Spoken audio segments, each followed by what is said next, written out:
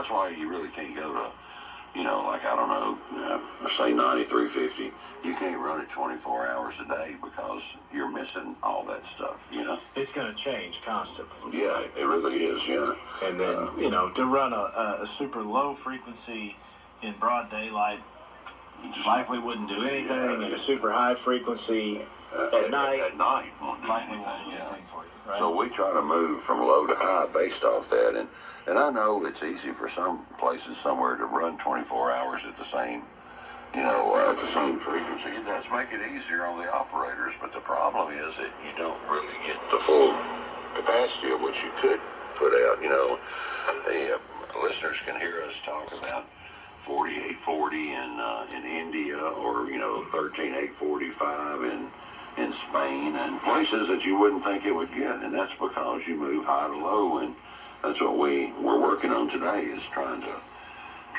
tune that up.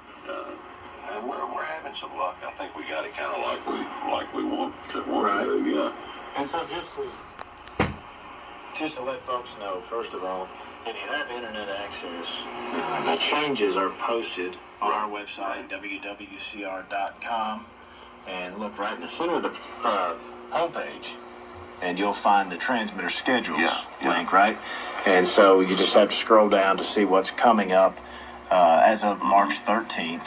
And primarily what you're going to see is no new frequencies, but frequencies that are higher will probably be in use a little bit longer. That's right, because the sun is longer, the days are longer, and so you can start the ones a little bit longer. Mm-hmm. And that's the method to the madness of why we do some of those changes like that.